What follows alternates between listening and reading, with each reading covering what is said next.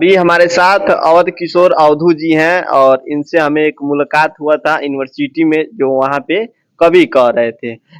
इन्हीं के दोस्त थे और इन्हीं के ऊपर एक कवि लपेट दिए। क्या था वो कवि? इनके शादी पर कह रहे थे, इनका शादी नहीं हो रहा था। हमको तो पूरा कवि मालूम नहीं है हमको, तो आप ही बताइए वो कवि क्या था।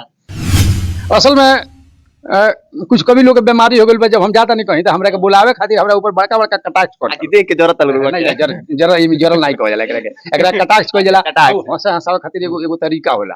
हां एगो बाने खातिर पब्लिक के तो उ लोग जैसे कहे लो ओइ में एक आदमी कई हाली हमरा के ऊपर कह दियल कि अवधू जी जो लइका लाइन के बियाह ना होखे, इनके बाबूजी बियाह ना करे, बड़ा दहेज मांगे, तो तनी पौरी एकरा दूर रखी।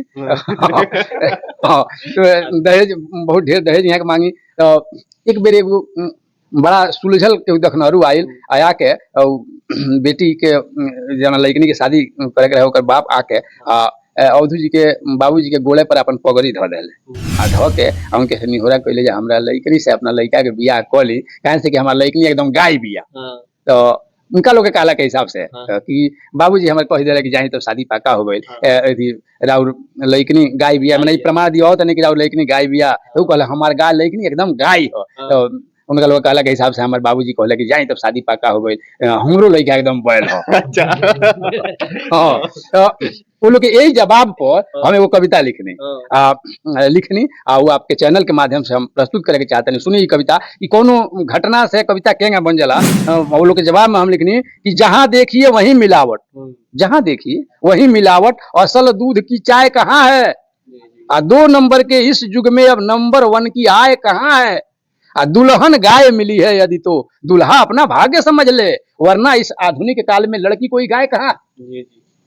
अब पापा से जब कहे, कविता शुरू होती है कि पापा से जब कहे ससुर जी बेटी गाय हमारी है, मेरे मन में लड्डू फूटे तब वह हाय हमारी है। अब फिर वे इनसे कहे सहम कर, मेरे ससुर जी मेरे पिताजी से कहे कि फिर वे इनसे कहे सहम कर, रुपया मैं कुछ कम ही दूंगा, आगे बढ़कर मैं खुद बोला मैं ही तनिक दहेज न लूंगा। असल में मेरा मन हो उठा सशंकित, दूजा कोई महक न जाए, सोचा अभी सगाई कर लूं, गाय हमारी बहक न जाए।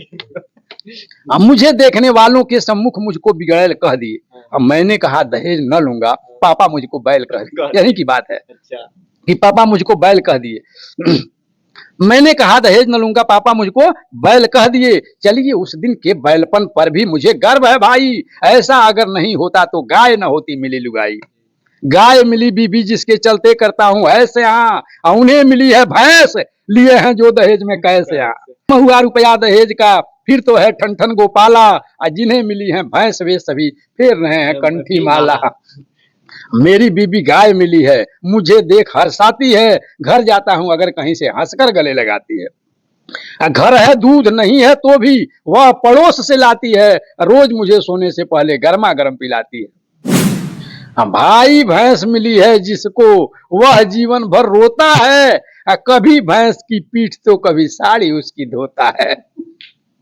अब बाहर हम दोस्तों से कहता बीबी मेरी सीता है, भीतर है गम का मारा दिन दिन भर दारू पीता है। जो दहेज लेकर आई है बाघिन जैसी रहती है, वही काम उसका पति करता जो वह बाघिन कहती है। झूठो नकल बनाकर पति से कमर पांव दबवाती है, निज कानी उंगली पर उनको 8 पहर नचाती है। इसीलिए अवधू कहते हैं कुंवारों को समझा कर जी, कभी दहेज नहीं लेना है बहकावे में आकर जी। आप सभी तय कर लो मन में रो रो कर हम नहीं जिएंगे, औरों जैसे दारू गम में नहीं पिएंगे, नहीं पिएंगे। घर वालों से साफ कहो ससुराल से नहीं आए चाहिए, भले जमाना बैल कहे पर बीबी हमको गाय चाहिए।